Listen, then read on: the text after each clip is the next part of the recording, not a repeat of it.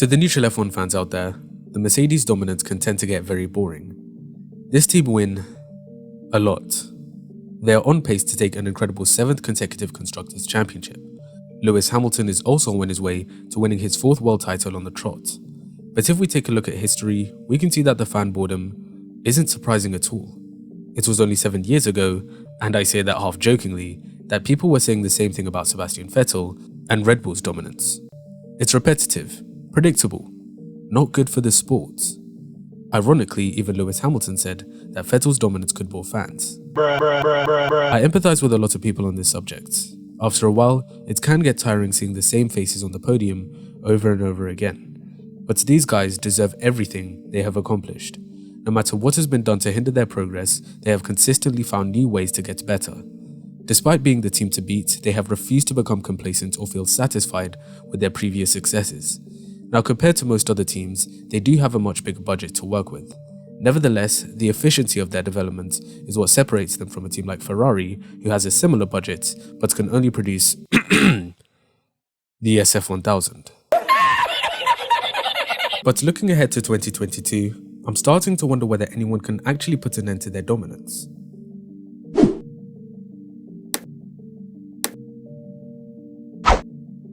To start with, I want to explain what makes Mercedes the best team in F1. One aspect you can look to is their development and innovation. They are always rethinking, re-evaluating and redesigning various features on the car, whether they be aerodynamic, engine-related or better understanding the tyres. As for their innovation, we don't need to look any further than this season's dual-axis steering, a concept that seemed so simple and yet no other team even thought of it. But according to Mark Hughes, this is only the second most impressive innovation behind their extremely advantageous rear suspension design that allows the W11 to generate more downforce more efficiently. But these technical evolutions only come as a result of the 1,300 talented engineers back at the factories who work tirelessly to design the best cars possible for every season. The reason the team personnel are so loyal and committed to non-stop development is mainly due to the environment that is created. This is where Toto Wolff's leadership comes in. He has established this see it, say it, fix it approach that has enabled the team to quickly identify areas of weakness and find solutions as fast and as efficiently as possible. Again, we can look at this year's Spanish Grand Prix as a great example. In the previous race, Max Verstappen took a commanding victory at a track where just a week ago, Mercedes completely dominated. Well, kinda. But the difference between the first Silverstone race and the second was 1. The softer tyre compounds and 2. The higher track temperatures. And although the teams would go to harder tyres for Spain, the track temperatures were once again set to go through the roof. Looking at the amounts of blistering the Mercedes suffered and the limited time they had to analyse and rectify the issue, it seemed as if we would get a repeat of Silverstone 2. Despite this, they came back stronger than ever in Spain, where the track temperatures were even hotter than in Silverstone. After the race, Hamilton stated, "Management was very good, and I think it's ultimately our understanding of what happened last week and what we brought into this weekend that has allowed us to do what we did today. The team did a great job in understanding and analysing the behaviour of the tyres. We had a great debrief coming into this weekend and I'm just so proud of everyone." And this brings us to the drivers, specifically Lewis Hamilton. I already have another video explaining why Lewis Hamilton is the best driver in the best car, which I'll leave a link to in the description below. But put simply, Hamilton knows how to extract the maximum from himself and the car weekend in, weekend out. Even on a weekend where things aren't going his way, he can deliver the best possible results no matter the circumstances. Again, we can take a look at yet another race from this season, the Italian Grand Prix. After he served his 10-second stop-go penalty, Hamilton came out over 30 seconds behind the leaders. Despite the car not being set up to run in traffic, he beat the odds and picked apart driver after driver to finish P7, just 2 places behind his teammate, who failed to capitalise. Lewis also has such a great relationship with Toto, all his engineers and crucially, his teammate Valtteri Bottas. Valtteri is a great team player and his contributions to the team should not be underestimated. In fact, back in 2018, Lewis went as far as to say that his relationship with Bottas is the best that has ever existed in Formula 1. He went on to explain, "We have such huge respect for each other. I see how hard he works, he sees how hard I work. We don't play games in between to try throw off the other guy. In fact, we work together. There are times where I figured something out in my setup and I tell him, and there are times where I can talk to him. It's the greatest partnership in terms of respect and teamwork from drivers that I'm sure has ever existed in Formula 1. Mercedes are operationally the greatest team in Formula One history. For one, their strategy calls are perfect 99% of the time. Most of the time, they have the fastest car during a race weekend where they execute everything to a T. But during races where they are not the quickest, a combination of clever strategy and Hamilton's ability to extract the maximum from the car puts pressure on their rivals, forcing them into mistakes. They have proved consistently that they can capitalize on situations where their rivals may fail, which is another reason why they have been so successful. So I've had a brief look at why Mercedes are the best team, but really, their success goes much deeper than that. Their culture is what drives this powerhouse of a team. And right now, the only other team that I can see with a similar environment is McLaren.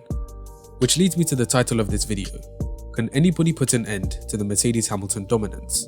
Now realistically, the only opportunity for any team to do so would be 2022. Simplifications to the front wing, suspension, rear end and floor are all aimed at producing closer, fairer and more exciting races.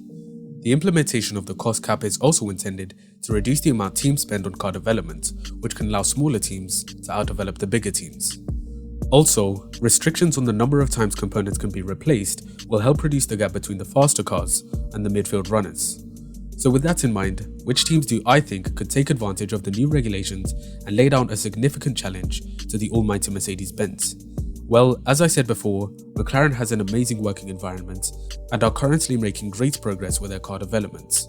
They are also reuniting with Mercedes engines in 2021, meaning if they can develop an even better chassis, they will most definitely be in with a fighting chance for the World Championship. Bringing in Daniel Ricciardo will also help the team's development even further, as the Aussie brings a wealth of knowledge and experience from being at Red Bull. His relationship with Lando Norris is also very good, and the chemistry between the two will instantly be there. Another midfield team that I think could make a big step up is Aston Martin. Recently, it was confirmed that Sebastian Vettel would be joining the team to drive alongside Lance Stroll in 2021. And like Ricciardo, Sebastian brings an even bigger wealth of knowledge and experience, as he is a 4-time world champion who knows what it takes to win. Stroll is also not doing too badly himself this season, and the two could work very well together to design the best car possible. Now of course, teams like Red Bull, Renault, and hopefully Ferrari will be right in the mix if these new regulations significantly reduce the advantage Mercedes have over the rest. If they are right there with Mercedes pace-wise, then the drivers will have more of an impact on the overall results. Max Verstappen, Charles Leclerc and Fernando Alonso are all drivers who can quote-unquote drive beyond the limit of the car. Therefore, in situations where it's a straight fight between everyone, the best drivers will emerge as the difference makers and deliver when it really matters most. If we also think back to how Mercedes gained their advantage, they had quite a big say in the 2014 rule changes and started preparing years in advance. Due to the development being frozen in 2021, it will prevent any team from gaining an advantage by starting their development earlier.